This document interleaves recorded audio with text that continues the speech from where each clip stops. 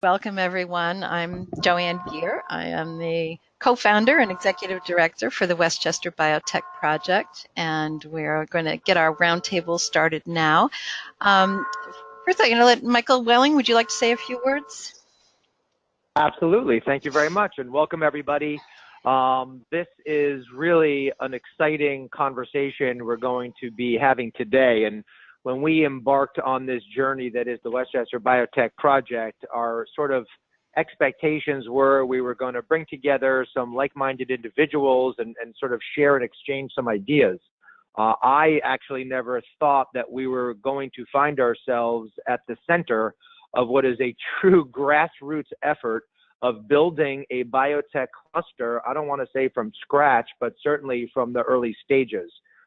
And I think that some of the conversations that have taken place over the last few weeks with other stakeholders and interested parties from around not just the county, but around the globe, as we'll unveil today, really speaks to the reality that the time is now, that we as a community need to stand up Westchester County and be the best version of a Westchester County biotech cluster that we can be, and I think we have all the makings for that.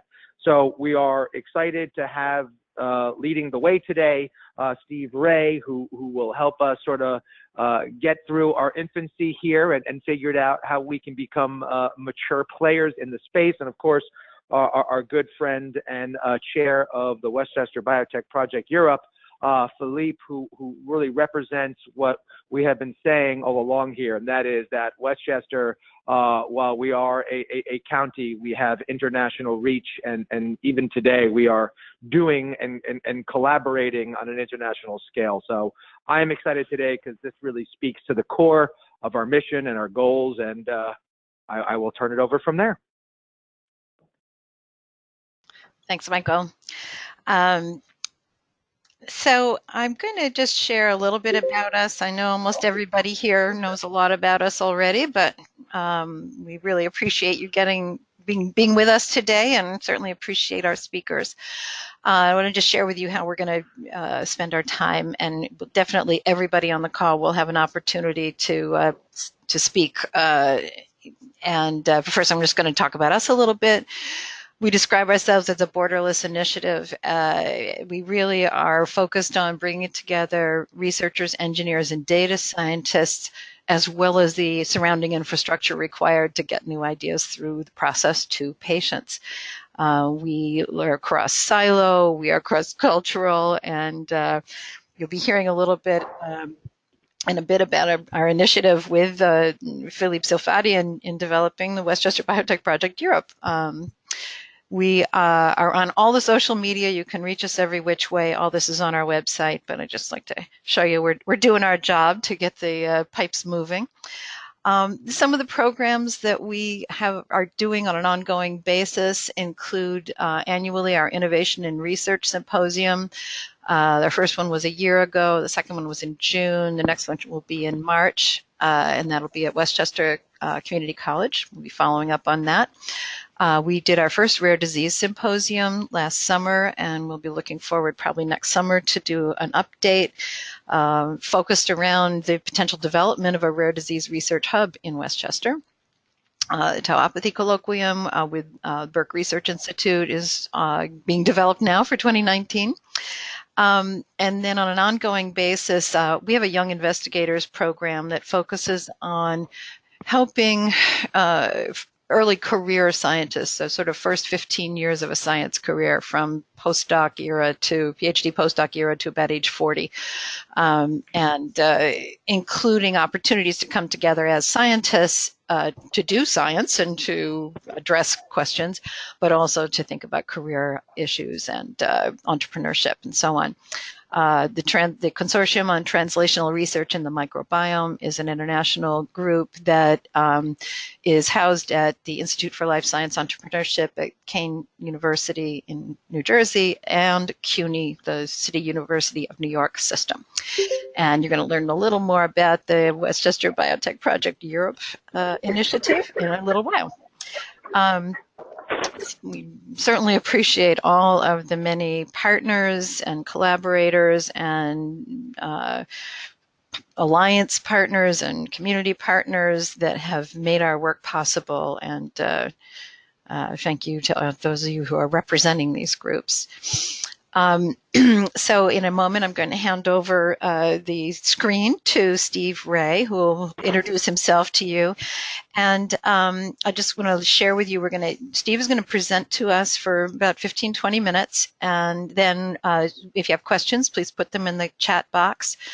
We are recording this session and we'll be posting it. So, if you have something exciting to say, just don't swear. And please mute yourself when you're not speaking. That just helps with the sound. Here we go, Steve. I'm going to hand over to you.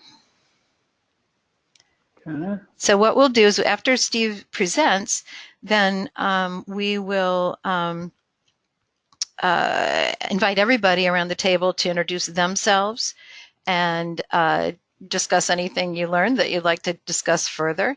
And then and we have a nice long time to really have a discussion. We'll be inviting Philippe to talk about what his plans are shortly during that period of time as well. Okay, here we go. Okay. And are you seeing my screen now? Looks good. Just need to go full. You just need to go full screen. Yep, there you go. There we go. Thank you. There we go. Take it away. All right. Well, thanks, Joanne. Good morning, everybody. My name's Steve Wray. I'm a vice president and a director at a firm called EConsult Solutions here in Philadelphia. So I'm joining you from Philadelphia, from Center City, Philadelphia today. Just a quick couple of words about myself and ESI. EConsult Solutions is an economic research firm based in Philadelphia. We focus really on the intersection of economics, policy, and strategy. We work with public and private clients all across the spectrum on a variety of issues, including innovation policy and innovation strategy. In recent years, we've worked very closely with the University City Science Center in Philadelphia, the Ben Franklin Technology Partners across the state of Pennsylvania, and with universities in Pittsburgh, with Carnegie Mellon University in Pittsburgh, University of Chicago, Emory University, Notre Dame University, and others on their innovation strategies as well as their impact on the economy. And just to give you a sense of the breadth of the work we've done, in the last 2 days, 3 projects that I've been working on have all been released.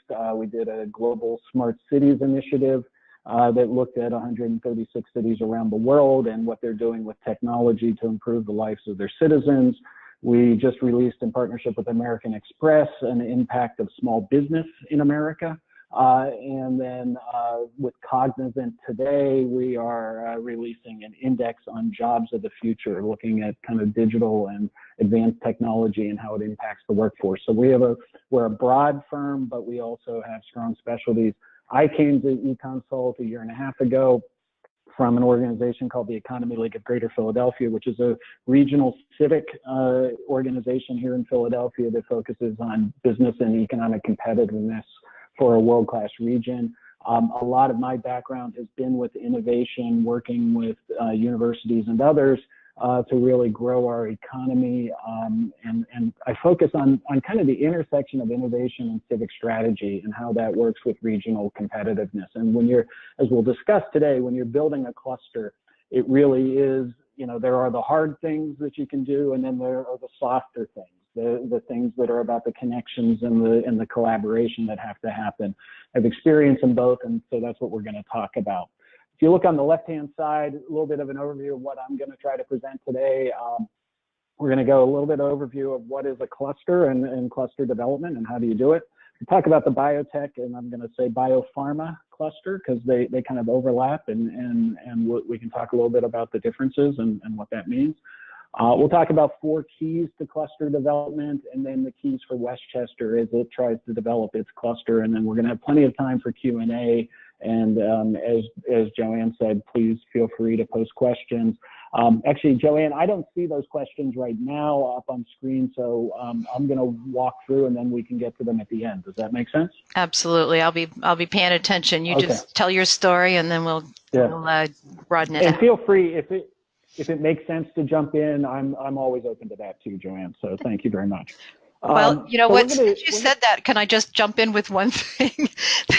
that one of the reasons that the state of Pennsylvania is ahead on cluster development is that when they got the tobacco settlement, they decided to invest in infrastructure, and by infrastructure they defined it as building the biotech universe. And you know, that's some years ago now. So some interesting decisions made along the way when an opportunity arose that had an impact. Actually, my organization, the Economy League, did the research and the analysis and helped build the business plan for what became something called the Life Sciences Greenhouse here in Philadelphia, which is located in and around our University City Science Center.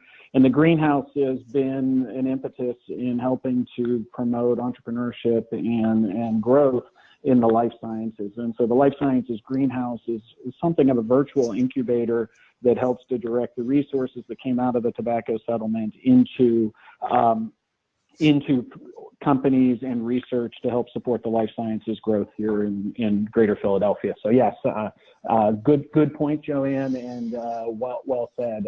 It's it's kind of one of those intermediaries that we'll talk about that can be important in the growth of a cluster.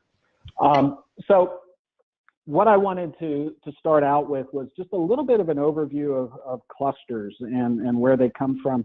You know, the popularity of the term economic clusters really grew out of research and now ongoing strategy work that's been done by Michael Porter from Harvard University, the economist. And what Michael, through his research, was able to identify was the interlinkages between various industries and types of industries that help create a stronger sense or a stronger ecosystem within typically regional economies.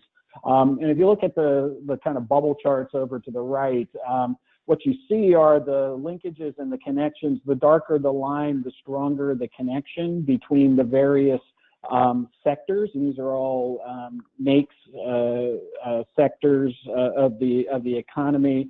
As you can see, biopharma sits there in the middle, connected directly to medical devices, but also really strongly connected to education, to business services, to downstream chemicals, and others. Medical devices, if you see and follow the lines there, and I can even show with the arrow, if you can see it, you see the lines to plastics, to metalworking, to production technology, to even downstream metals. What the theory and the premise of cluster development is that these companies tend to want to locate closely within proximity of each other, and they allow for a more efficient and effective development of the industry within a region. And there are two types of clusters that Porter has really identified. The first is a tradable cluster, and those are those that concentrate in geographic regions but sell their products or services across regions or around the world. And why those are important are that, one, they bring new dollars into a region. They're not just recirculating dollars within the region. But two, they help present the identity of a region outside of that region. So when we think about Silicon Valley and the advanced technology and software clusters in Silicon Valley, what you've seen develop there is a group of types of companies that are all interrelated. And what you also see then is also the local customers, the local clusters, also develop some specialties that connect to the tradable clusters. So local clusters are typically sell their goods or services primarily to local companies or consumers. Their presence in the region is proportional to the size of their local region. This is your healthcare and legal services and accounting services and others. one of the things that happens is that as a tradable cluster and a local cluster work together, you start developing specialties. So if you are a region that is a biotech region, you will start to see that the law firms in your region or in close proximity to your region may develop specialties in your industry in biotech, and that you'll see accounting services that are able to provide services that way. But you'll also see the linkages of other companies and research that come in and help make this an efficient and frankly able to grow faster as they move on. So as we look at why clusters matter, as I said, tradable clusters help to define and power a region's economy.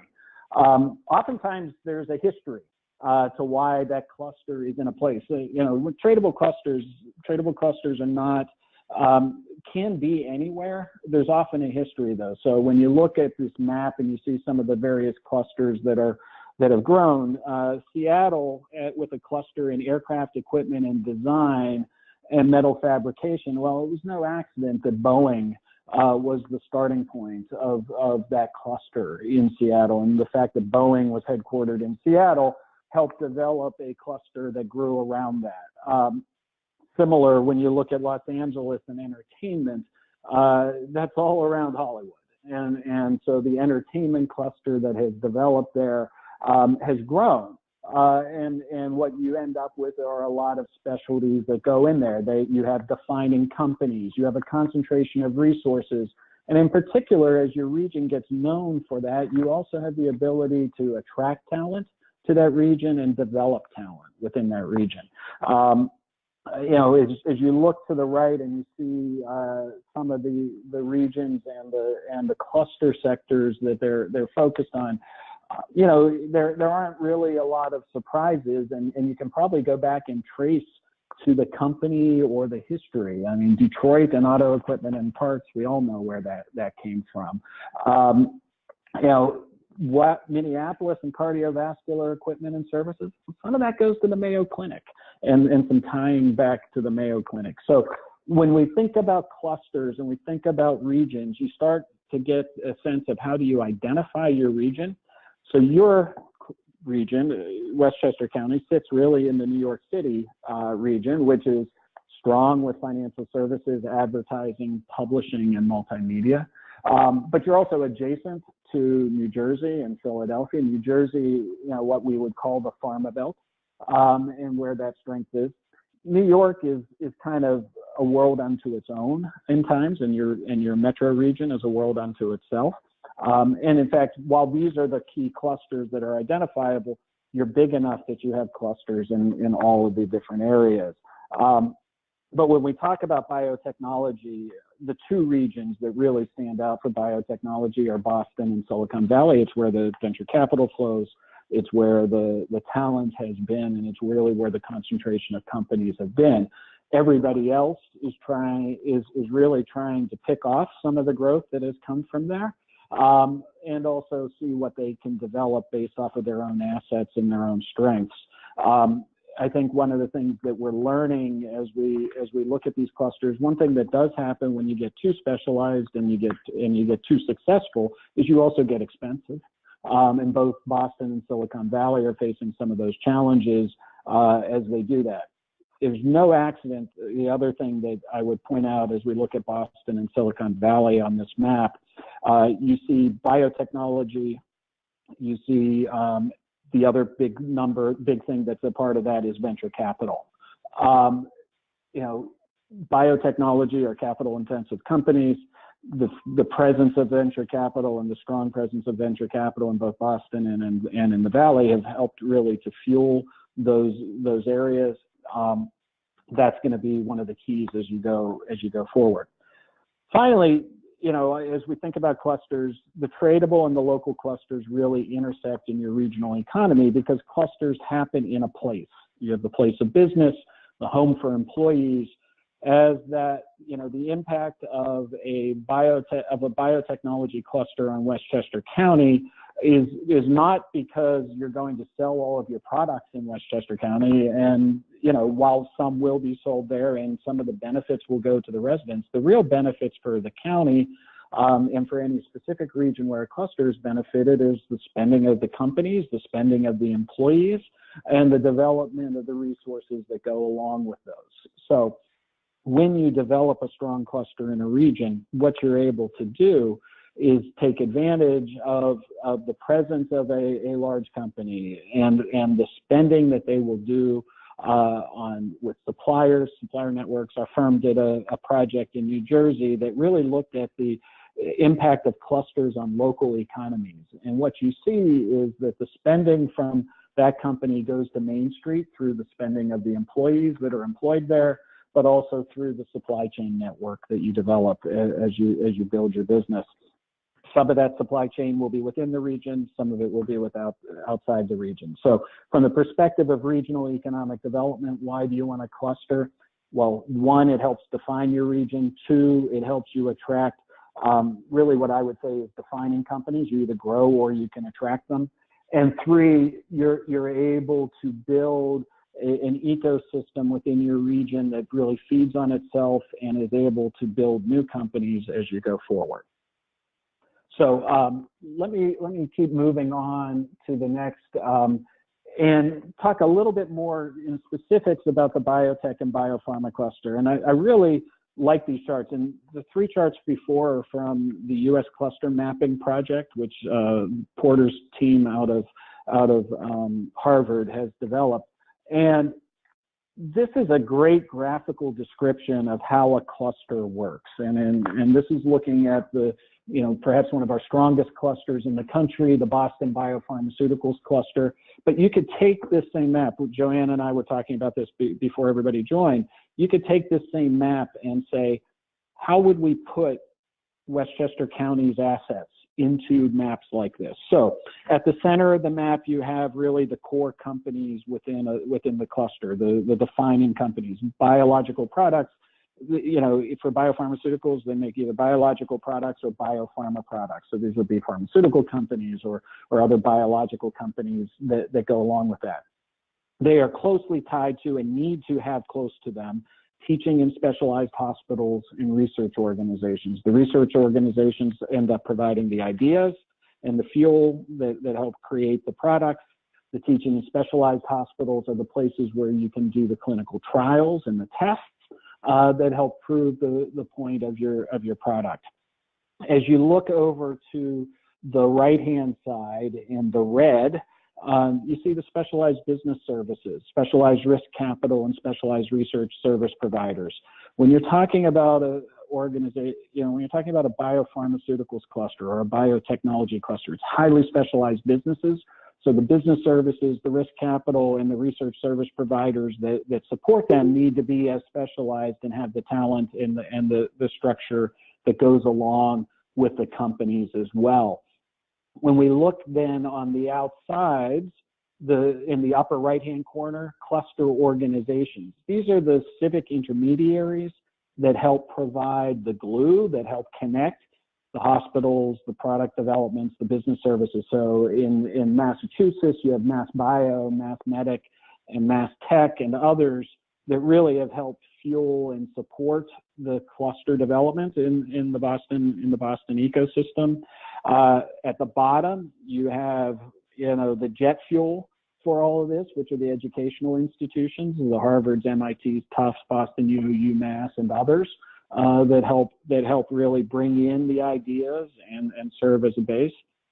But then, as you look over to the left-hand side, you see all the other supporting aspects of the industry, the health and beauty products, surgical instruments, medical equipment, dental instruments, and others that really help support, in particular, the teaching and specialized hospitals, but also fuel into the companies themselves. And then finally, down at the bottom left are the related clusters. For biopharmaceuticals here, it's information technology and analytical instruments. This is where your biotech intersects with biopharmaceuticals. And you would have a whole other cluster that would develop on this. So clusters start to overlap, they relate to each other, and you start seeing combinations of the different pieces. So if you were to think about this, one of the first things that I would do if I was coming in and analyzing Westchester's biotech is, what does this map look like for you? Where do you go? Where do these companies exist? And, it's interesting, we're talking about a county, but I think you also need to think about your surrounding region. And we'll talk a little bit more about that as you go along. The Boston Biopharmaceuticals cluster isn't just in Boston. Obviously, it has Cambridge included, but it also is in the whole surrounding region of Massachusetts and New England. And so these clusters are borderless. They don't respect city borders or county borders necessarily, but they always are going to be strong locational factors. So, and that actually really comes from those cluster support organizations. They become the glue and the connections for how these work. So as we move along, I just wanted to give you one sense before we start drilling down into what are some of the keys to development on kind of the geographic dispersion of biotech research and development organizations. The two darkest red, which is the number of biotech R&D, and these are by states, are California and Massachusetts, which actually are really no surprise. But if we were to add up New York, New Jersey, and Connecticut, you're at 292 there. Maybe throw in Rhode Island, I'm not sure if we would. That could take you over 300. That would exceed what Massachusetts has for biotech. So I think thinking about yourself as a broader region becomes important. If you think about it as kind of what I would call the mid-Atlantic in the center of the biopharma and biotech community, New York, Pennsylvania, New Jersey, Delaware, and Maryland, I think you have a real strong case for how geographic proximity can make a huge difference in the development of a cluster, because the ideas flow between and amongst companies. The technology can be bought. You'll have a smaller company purchased by a larger company. You'll have ideas coming out of research universities, maybe in one state, maybe in another. That gives you lots of opportunities to think differently about how your business develops. It's also important whenever you're trying to attract talent. One of the things when you're trying to attract talent to a place maybe with a smaller cluster is they're going to want to know that there are options if it doesn't work out at that company, and that they have the opportunity to go someplace else, but maybe not have to move. If you pick up and move your family to a community, or you want to make sure that there's an opportunity to stay there once you've made that move. So as we move into kind of what are the keys to biotech cluster development, we really view it as kind of four. And this is really where you would want to keep your eyes on the eyes focused and where you're trying to make your moves. One, do you have the research assets, which also includes talent, that's going to be necessary to develop a specialized industry like biotechnology? Two, do you have an innovation culture? And this isn't just for small businesses, it's also for large businesses and also at your universities. Do you have a culture that supports innovation? Do you are you able to see new ideas flourish and develop, and are you able to get them into the marketplace?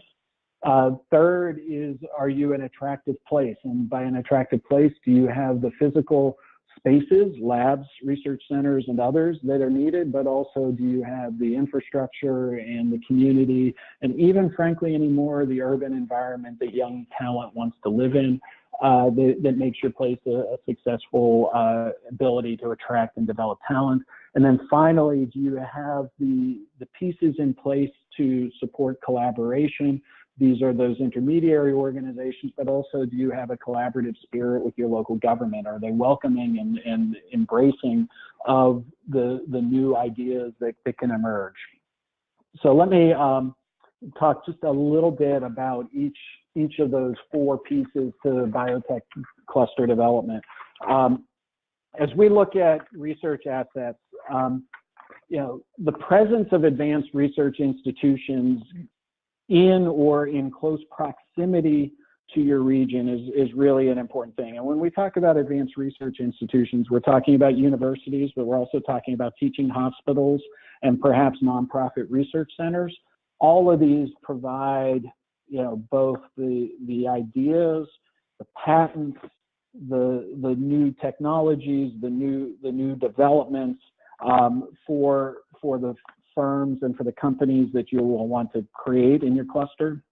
But they also provide the talent and the training ground for the workforce that you're going to need.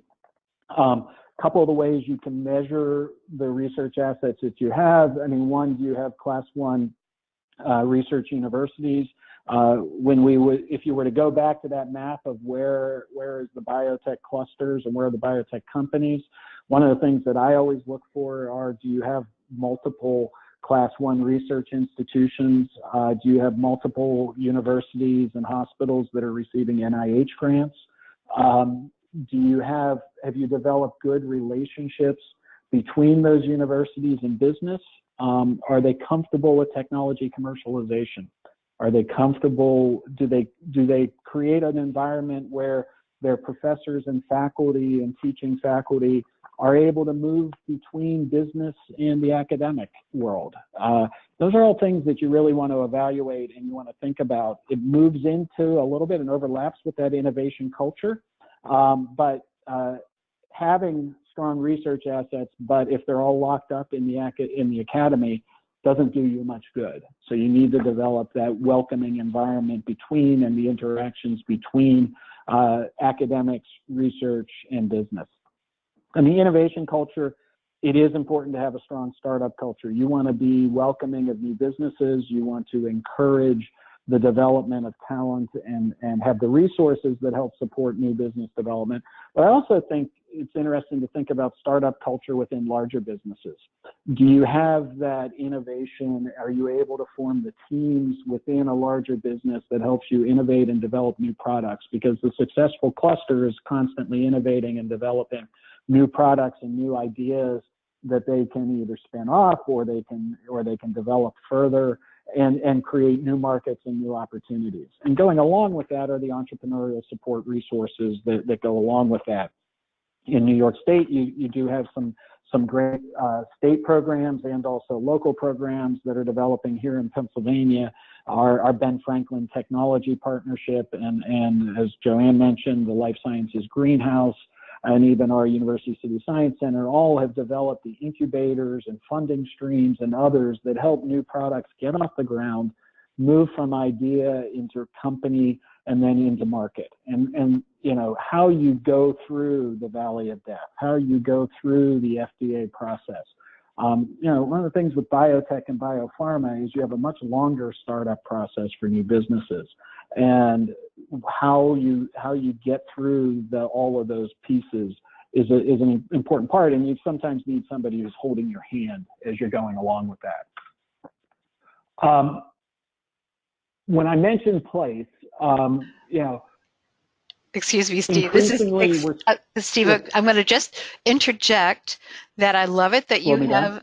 This is Joanne. Hi. I just want to interject that I love it that you have us as the key in the innovation culture, and there are a number of people on this call and at other organizations that are working closely with us to. I just want to kind of, acknowledge that there's a really kind of nice flow that's taking off. So I'm going to back up, but I just wanted to mention that before you go on. No problem. Thank you. No problem. And I'm a believer in not too many images on a page, so I try to keep that. But yes, I think the culture of collaboration, the culture of innovation takes not just one player, but it actually takes a multitude of players, because you have a variety of different needs for companies and different needs for different individuals. When we talk about place, obviously one of the first things that happens is the need for research and lab space, and regions that are doing well in the biotech and biopharmaceutical world, in some cases are developing some shared spaces, places where you have an opportunity to access a lab, a wet lab, or some other type of advanced technology that might be too expensive at the startup phase for a company to own on its own, but in a fractional world is able to take that and use that as part of their development process. So that shared space, That may happen with the university, that may happen through some economic development partnerships, can be very important. Second thing that we're seeing as very important is is kind of an urban setting or access to an urban setting. Modern talent and young people really are looking to be and locate in cities. That's something that I think we all have to continue to think about. So how do you stack up on that? I mean, Westchester County is a more suburban community. That's fine. You have access to the talent in New York, which is where the transportation infrastructure becomes important. I think Joanne said you're 20 minutes from Grand Central Station to the center of the county. That's an important asset. But that kind of good places to live, an amenity-rich environment. If you're going to be a top-notch cluster, you're trying to attract the top talent. You want to be in a place where people want to live, where people want to enjoy where they're working, and also that is attractive to companies and individuals as they build out the cluster. And finally, and I think sometimes most importantly, it's collaboration. You have the associations. Are they welcoming?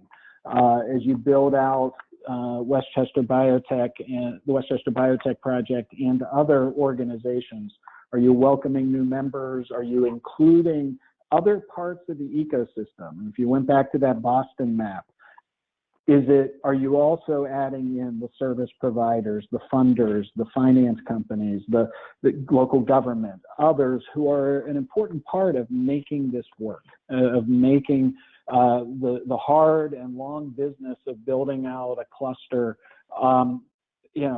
successful, that provide the day-to-day kind of reminders. When you think about collaboration, the CEO of a company isn't in the business of creating a cluster in their region. A cluster can benefit their company, but they're in the business of running a business. So you need the intermediaries and the support organizations that help remind them, who help draw them in, help make sure that there are connecting places, conferences, research sessions, other things that can make a big difference. When we worked with the University City Science Center here in Philadelphia, we were looking for how do we create more of this culture in the region. And one of the recommendations that we came up with, and that has been very successful, was that we needed to develop kind of a clubhouse for entrepreneurs at the Science Center. And they created something called Quorum. And Quorum became a venue for small short talks. They also created some kind of shared office space where folks who were in that innovation community could interact, could share ideas, could have lunch and learns, could have conferences. And it has become, so it started out as a 20,000 square foot room. They've just now opened a new version of it with 200,000 square feet of collaborative space, also fueled by the Cambridge Innovation Center as a part of it.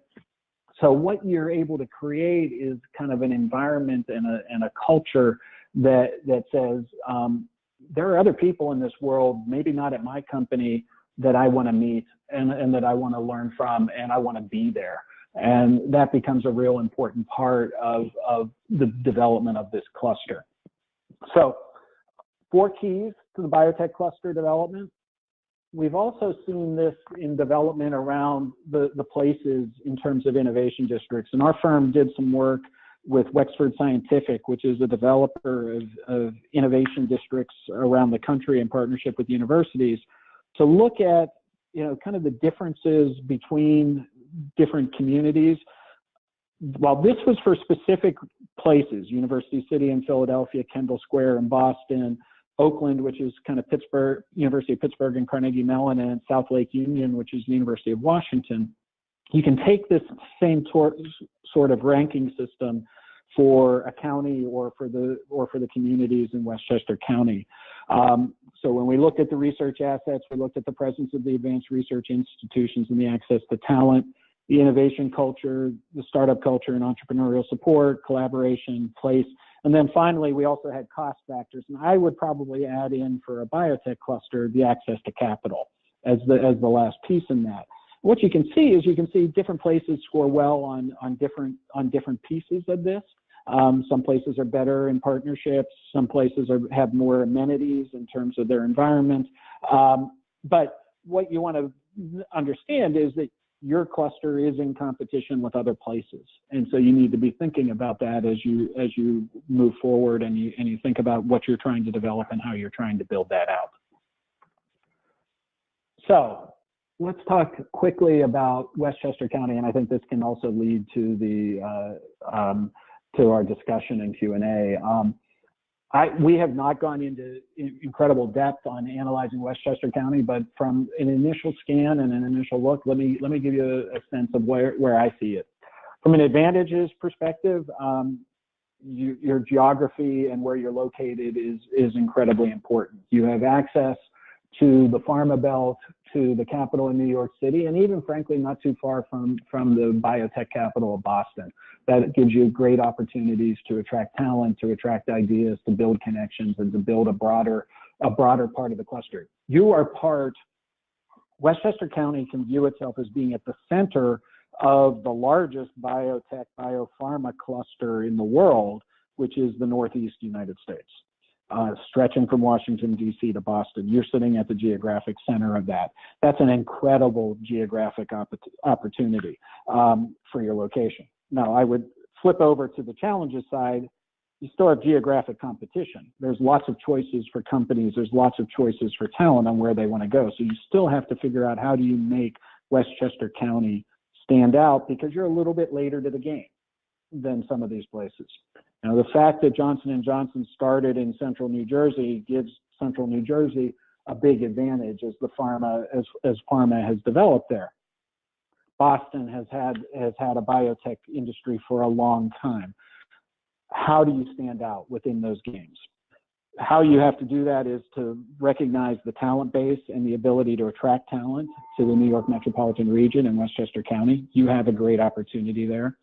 You sit with the New York metro area and the broader region in the center of a pool of research assets that's almost next to no one can beat that. That's the combination of high quality teaching hospitals and universities that gives you a great opportunity. Your quality of life, people want to live there, want to be there. In Westchester County, you can sell a different type of quality of life, which is perhaps for a more mature talent base, which gives you a chance to say, hey, maybe we're gonna go up a level in terms of where we are. And then you sit at the center of a transportation network. In the biotech world, biopharmaceutical world, it's a global business. You can get anywhere in the world from Boston, which is a competitive. From New York, it's a competitive advantage for your region and gives you an opportunity to do that. But you also can be on a train with a venture capital firm in Boston in an hour and a half. And that's an important piece. And you can be at NIH or at the FDA down in Washington in 2.5 to 3 hours. That's an incredible opportunity that is hard to beat as a region. So those are incredible advantages. You also have a great anchor company in Regeneron that's built, as we said, clusters get defined by some of their anchor companies. That's an important piece. When we think about the challenges, that access to capital question, are you able to convince the venture capitalists that they should be there, that they should be in Westchester County, or are they going to say, hey, we need you up in Boston? That's one of those geographic challenges that you have to deal with, but I think you're starting to see where that can go. The depth of opportunity for talent, if it doesn't work out in Westchester, where do I go? I think you can make that case through linkages and partnerships with other parts of your broader metropolitan region. And, it is viewed as a suburban county. We've seen here in Philadelphia, some of our pharma companies have started thinking about whether they need to open up branches in Center City, Philadelphia, because that's where their talent is and where they want to live. I think what you have to think about is, what does that mean for Tarrytown, for White Plains, for Yonkers?